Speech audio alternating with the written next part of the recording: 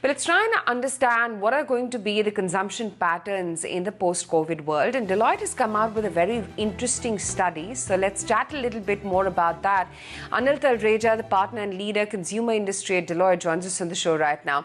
Anil, hi, good morning. Good to have you on the show. Help us, or rather start by telling us how the survey is really carried out the past 6 weeks. How has consumer behavior really changed amidst the lockdown and now that it's beginning to ease? Good morning. Well, this is a very interesting survey that we've carried out, and just to sort of give you a little bit of a snippet, this is a bi-weekly survey that we are doing with about 1,000 plus consumers, and the objective is to get a feel of what the consumers are behaving and going to behave, and how is it changing. So that's why it's bi-weekly. We've actually done that in about 15 countries, including in India. So we are also not only getting a perspective of the Indian consumer, but we're also getting a perspective of what consumers around the world are feeling. The headlines largely, which is coming out of this, is that the global health crisis have now morphed into an economic crisis.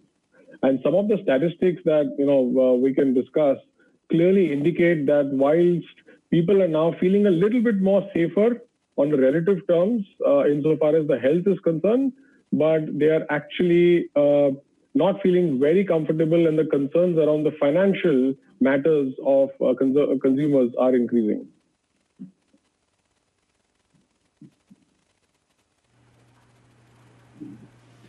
Okay, fair point. So broadly, if you could just classify between, consumer staples, whereas, apparels and others, where is it that spending has been static, and where do you see now that we are, when it comes to India, in unlock 1.0 stage, where do you see spending actually kick back in?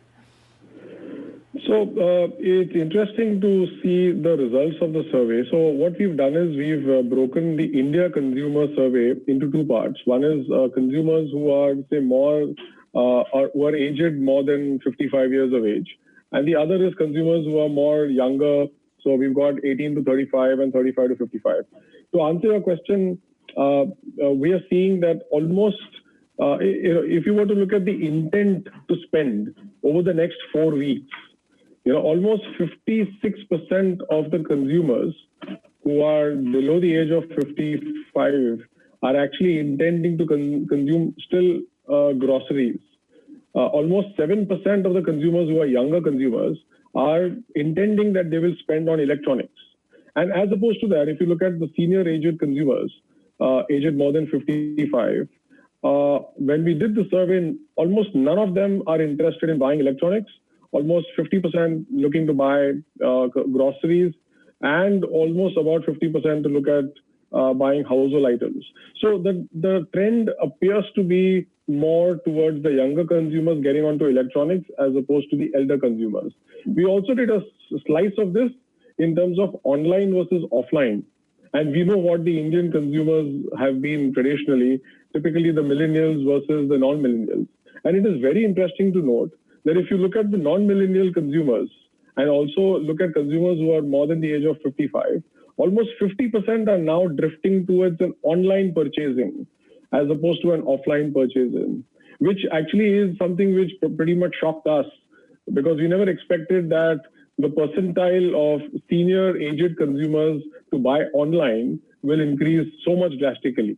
So it's clearly evident that a lot has been learned. A lot of the learnings that are arising out of the crisis have taught a lot of good lessons to everybody insofar as the Indian consumer is concerned. And by everybody, I mean across the age, starting from the younger consumer to the elder consumer, and they are all shifting towards an online purchasing as opposed to an offline purchasing.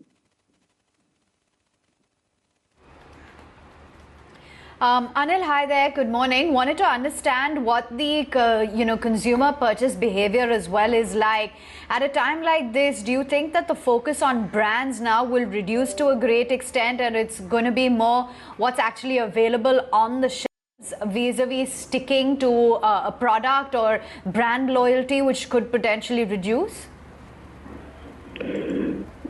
Right. So, we call these consumers as consumers who are more akin to stockpilers. So basically consumers who are wanting to go in store, who are wanting to buy those brands who have done well to defend the crisis.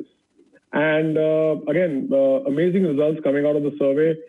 You won't believe 70% of the Indian consumers that we surveyed are actually wanting to buy those brands which have done very well in terms of beating the crisis or steps that have been taken by companies in order to circumvent the crisis.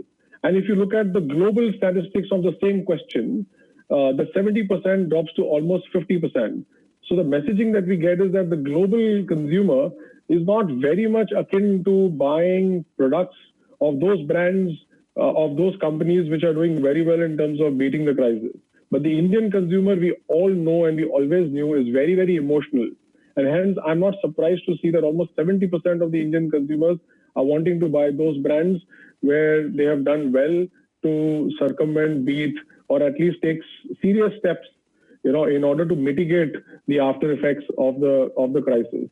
Another very interesting analysis that comes up is, the bargain hunters. The bargain hunters are those who are more attractive to low prices. And there again, we noticed that almost 65% of the Indian consumers are bargain hunters, which typically means that, even if you don't need a particular product, but you're getting a good price, you may be going ahead and doing your purchase. And that 65% of the Indian consumer corresponds to almost 40% when you look at the global scenario. So again, the Indian consumer is behaving significantly different compared to the 15-country consumer surveys that we've done. So, very interesting results to your point, actually. Anil, what about those consumers who are very apprehensive, say the older generation as well, or averse, you could say, to online shopping? At a time like this, they too have been compelled to, click and order and put their credit card or whatever, Paytm information online. Do you think that this trend now of online shopping is going to likely become the new order of the day, even in a post-COVID world, and that would pose a problem to, say, the local kirana stores or the mom-and-pop shops? Let me answer your question, which is in two parts. One is the online shopping and the drift of the Indian consumer's mindset towards using online payment channels.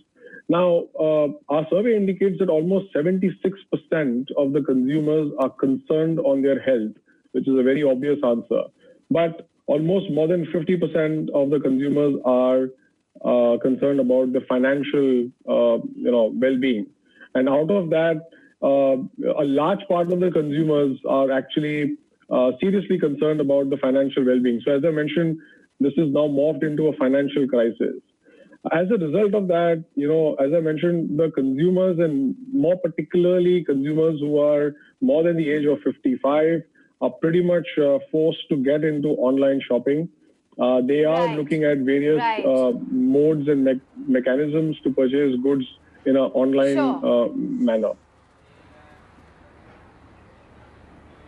Okay, I'm afraid we're completely out of time. Anil would have loved to stretch the conversation further, but we'll let you go on that note. Many thanks for joining in.